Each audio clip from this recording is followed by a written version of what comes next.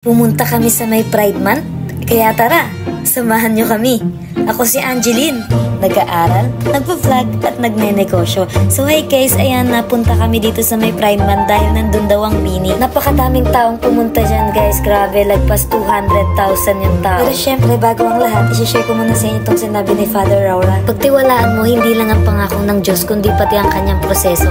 Magpinsang buo kasi sila, proseso muna bago ang pangako niya. Kung sa pag-abot ng pangarap nyo, nahihirapan kayo, ipagpatuloy nyo lang yan dahil nasa tamang landas kayo. Dahil nag-uumpisa naman ang lahat sa hirap bago yung sarap. Kumbaga kailangan yung dumaan sa hagdan step by step para makuha mo yung buhay na gusto mo at mga pangarap. Anyways guys, ayan, nandito na kami sa may circle. Grabe, ang daming tao kaliwat kanan, saan ka man tumingin, ang daming tao talaga. May mga nagbibenta ng pang Pride, meron din namang pang Bini, ganyan. Nga pala guys, pasensya na kayo kung ngayon ko lang ma-upload tong vlog kasi nagtinda pa kami sa may gilid ng simbahan ni Father Raura. At inulan kami doon, kaya pag uwi namin, pagod talaga ako, hindi ko na kaya mag-edit. Maraming salamat nga pala sa lahat ng sumusuporta sa akin guys. Hindi ko man kayo maisa-isa, pero palagi kong inuulit at palagi kong sinasabi na maraming salamat sa inyo. Hindi ako ngayon si Angeline's Vlog kung wala kayo. Kaya yung mga suporta nyo, ayan yung ginagawa kong motivation para magpatuloy sa pag-e-edit at pag-vlog. Dahil ako nga si Angeline, nag-aaral, nag-vlog at nagne-negosyo, kayang-kaya natin yung multitask yan. Kung may mga taong ayaw makita yung pag-angat nyo o pagiging successful nyo, huwag nyo silang intindihin. Dahil papansin sila,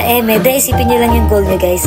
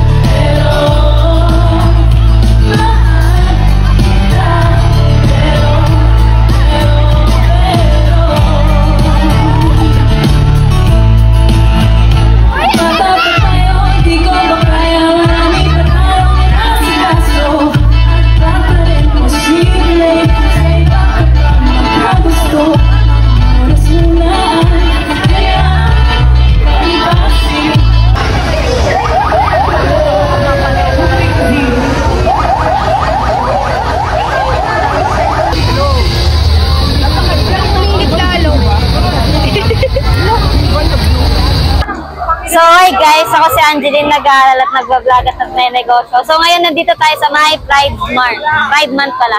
So umambon na ngayon, tapos 5 PM na, wala pa din yung Bini. So mag-i-interview muna tayo dito. So tatanungin natin kung kamusta na experience nila dito sa Pride Month. At dito guys, nag-start na nga pala umulan, hindi na siya tumila at tumigil, lalo pa siyang lumalakas. Tapos yung iba din nila na dyan kasi nahihirapan na sila sa paghinga, tapos ayan yung iba, sobrang basa sa ulan. So hi guys, ako si Angeline, nag-aaral, nag-vlog at nagnenegosyo. So ngayon, andito nga tayo sa may Pride Month, tapos as of now, 6 PM na. So naulan kasi dito guys, kanina pa. Tapos mag-interview muna tayo habang naulan pa, kasi hindi pa rin nagpapakita yung Bini guys. So interviewin natin si Hazel. Luis na lang. Si Boss Luis, interviewin natin siya kung ano na-experience siya dito ngayon sa my Pride Month. So, ayun boss, ano nang experience mo dito as of now, 6 PM na? Siguro masaya na hindi kasi as of now, marami ako nakikita naimatay or nadadala sa emergency room, which is nagiging unnecessary siya. Pwede siya makapag-interrupt sa program ongoing. Pero, masaya naman tayo kasi Masaya kasi nakikita ko yung nandito mga tao. yung presence ng Bini. Ay, hindi. Not fan ng Bini pero. At sino po ba lang pinunta nyo dito? Bini, Vice Ganda, Actually, Pride Month. wala naman ako pinunta here. Fan lang din ako ng Nakiisa. Bini, pero hindi talaga sila. Kasi ito naman for protest na to. For protest na to para sa ating mga part ng LGBTQIA+. So, ayun. Wala namang kahit ano. So, ayun guys, magkahalong saya at lungkot dahil ayun nga yung nangyayari ngayon. Pero, ayan, masaya pa rin kami dito kahit daulan. So, ayun, salamat kay Boss Luis. Sige na basit, ingay paikuti na dadala. Guys, ngayon 7 PM na. So hindi pa tayo nakadagdag ng in-interview natin kasi sobrang lakas ng ulan. So ayan, na-into din yung nagpapatugtog dun sa may stage. So ayan, na-stop lahat guys kasi sobrang lakas ng ulan, ayaw magpatinag. So hindi natin alam kung patila na ba to, lalakas pa siya. Hindi ko rin alam kung matutuloy pa ba yung Bini tsaka si Vice Ganda. So, ayan, update ko na lang kayo guys mamaya. At dito guys, natila na pala yung ulan, kaya pupunta na kami dun sa may malapit sa stage. Nakakuha kami ng magandang spot guys, as in maganda, kitang-kita yung screen, pati yung stage. Kaso, hindi talaga natuloy yung Bini. Pati na rin yung iba pang mag-perform. Cancel na nila kasi baka umulan pa, at for safety na rin ng mga taong na nandyan kasi marami. So, hi guys, ngayon, uwian na kasi hindi nga natuloy yung concert ng Bini kasi guys, dahil din daw sa safety. So, ayan, interviewin natin si ate, anong pangalan? Chelsea po. Si ate Chelsea, so kapangalan ng kapatid ni Nicole yan guys. Interviewin natin siya kung ano experience niya ngayon, kung masaya ba siya o nalungkot siya.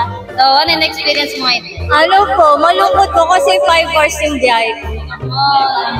Pero masaya ka naman kasi marami kang nakita talagang nag-aabang din sa Bini. Ano po bang inaabangan niyo? Bini, si Vice Ganda? Ano po, both. Bini at saka po si Vice Ganda. So, hindi natin nakita pa rin guys, si Bini at si Vice Ganda. So, sana next time makita natin sila. So, ayun lang tayo. Salamat po. Ngayon, meron pa tayo sa interviewin. Ang pangalan mo? Si? Irin. Ano experience mo ngayon dito sa Pride Month? Sobrang bad trip ko ngayon. Ganun pa ako na. Nag-get Day off pa ako sa trabaho ko. Magiging 400 na lang sahod ko dahil dito. Wala dito. Grabe naman, yan. Tsaka yung Bini. Shoutout sa Bini sa inyo. Mahal po kayo kahit di kayo ng-concert. So, mahal na mahal ng Bini guys. So, ayan, not fun. Ingat kayo guys sa mga uuwi ngayon. Ayan. Mga galing din sa circle, mag-ingat kayo. Keep safe. Kahit na basa-basa tayo. Pagkasakit man o tuloy ang Pride Month. Thank you. Labang kinata. Kinata, masakit. At ayun guys, nakatawid na kami dito. Grabe, kabilaan talaga yung tao pa uwi. Nagkakaubusan na sa sasakyan. Sobrang daming naghintay sa Bini at iba pang magko-concert. Pero ayan, hindi nga natuloy for safety din. Gawin na lang next time. So guys, ngayon tapos na yung Pride Month.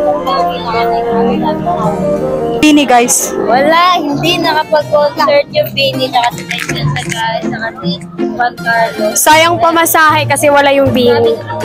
Guys, kasi pinunta namin dito yung Bini. Ang ganda na ng spot namin doon, kaso yun nga, hindi daw tuloy. Low.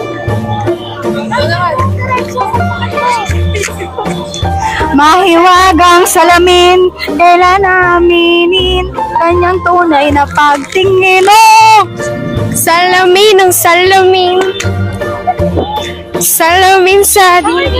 Yun, uwian na namin. Tapos, wala kami masakyan, guys. Wala kaming mapapakita kay Chiching teacher ng Bini kasi hindi namin nakita. By the way guys, first time nga pala namin pumunta sa ganitong event, yung as in sobrang daming crowded na tao. Not fan ako ng Bini pero gusto ko silang makita kasi grabe yung mga kanta nila, nakakagana talaga sa buhay. Ngayon, kung bad trip ka, bad mood ka, mapapasaya ka ng kanta nila. Kaya hopefully next time makita na natin yung Bini kapag nag-concert sila dyan sa Circle. So dito guys, nagkakaubusan ng bus at jeep. Naghihintay sana kami ng sasakyan pero nag-chat yung ate ko. Dito din yung daan ng kuya ni Kuya Rian kaya sasabay na lang kami sa sasakyan niya kasi wala din naman siyang kasama sa loob. At na-traffic din siya guys kasi nga grabe yung galaw dyan, di na daw gumagalaw yung mga sasakyan. Yung mga nanghingi pala sa akin ng sticker dyan, pasensya na kayo kasi onti lang yung dala ko, pero next time pag may ganito magdadala na talaga ako ng marami. At sa mga nag-shoutout sa akin kanina dyan na vlogger, maraming salamat sa inyo. Hindi ko man kayo may isa-isa pero maraming salamat sa inyo. Paalala lang nga pala guys, kapag pupunta kayo sa ganitong crowded, siguraduhin niyo yung safety niyo pati yung kalusugan niyo guys, para uuwi pa rin kayong masaya. At sa naghihintay nga pala sa daily vlog ko, pasensya na kayo, ginagawa ko ang lahat talaga para makapag-upload. At nandito na nga din pala si Kuya Vin guys. Dito ko na din tatapusin tong vlog na to. Salamat sa panonood. Next vlog naman ulit. Bye! And don't forget to follow my social media accounts. Thank you! Catch a good time.